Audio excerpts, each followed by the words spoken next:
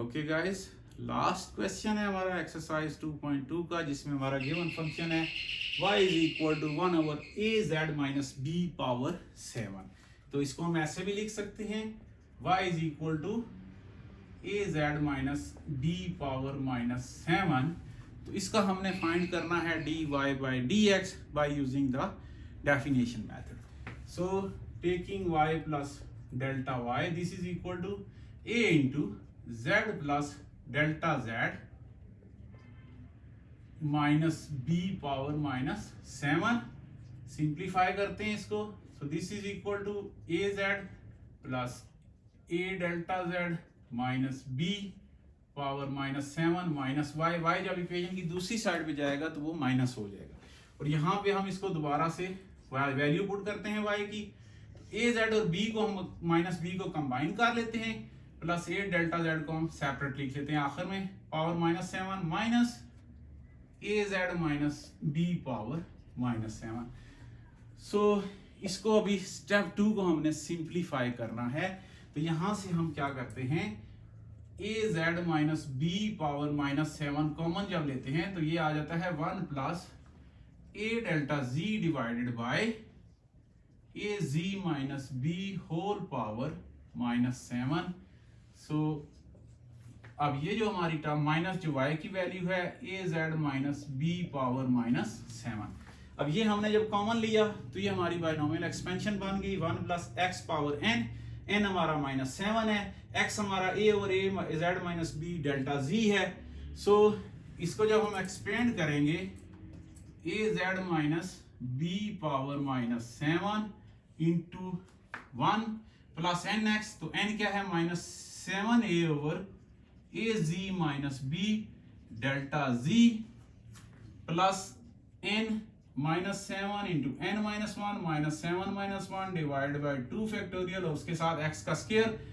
x है हमारा a delta z divided by a ji minus b इसका whole square. तो ये दो टर्म्स कंप्लीट हो गई, and then at the end minus a ji minus B power minus 7 जो कि हमारी y की वैल्यू है। अब हम क्या करेंगे, हम इसको a ji minus B power minus 7 को इस होल टर्म से एक्सप्रेशन से मल्टीप्लाई करेंगे, जिससे ये इन तीनों टर्म के साथ। So this is equal to a ji minus B power minus 7 को जब 1 से करेंगे तो ये टर्म एज इट इज आ जाएगी, minus 7a into a ji minus B power minus 7 divide by ये वाली term a ji minus B power क्या है 1 है।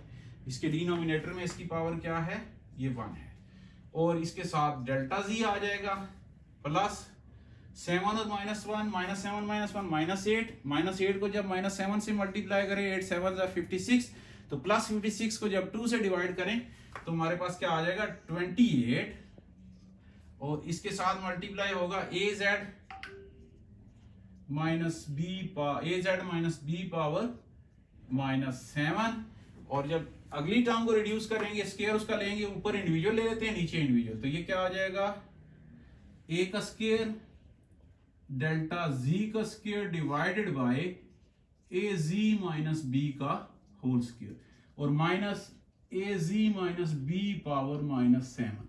अब a ji minus B power minus 7 ये क्या है, पॉजिटिव है, ये माइनस के साथ है, तो ये दोनों आपस में कट जाएंगे। अब ये दो टर्म हमारे पास बची हैं, इसमें से हम क्या करेंगे, डेल्टा जी को कॉमन ले लेंगे। So guys, this is the last question of this exercise. तो हमारा डेल्टा y किसके इक्वल आ गया, डेल्टा z हम कॉमन ले लेते हैं इसमें से। अब इसको सिंप्लीफाई भी साथ कर लेते हैं, माइनस 7a इंटू, अब a ji minus B power minus 7 है ऊपर, और इसके डिनोमिनेटर में इसकी पावर 1 है, जब न्यूमिनेटर में इसको लेके जाएंगे तो इसकी पावर माइनस 1 हो जाएगी। तो ए जी माइनस बी पावर माइनस 7 और माइनस 1 माइनस 8 हो जाएगी, और डेल्टा जी हमने कॉमन ले लिया, और सेकेंड वाली टर्म में plus 28 into a ji minus B power minus 7 है, और नीचे माइनस 2 है, तो जब इसको ऊपर लेके आएंगे तो ए जी माइनस बी पावर माइनस 9, ए जी माइनस बी पावर माइनस 9 ए स्क्वायर इंटू डेल्टा जी, ये डेल्टा जी स्क्वायर था तो एक डेल्टा जी हमने इसमें से कॉमन ले लिया। स्टेप 3 के अंदर both sides of the equation हम क्या करेंगे, इसको डेल्टा जी से डिवाइड कर देंगे। तो delta G on both of the side divide किया तो ये डेल्टा जी कैंसिल हो जाएगा। अब बाय यूजिंग स्टेप 4 हम इस पे लिमिट अप्लाई करेंगे on both sides of the equation.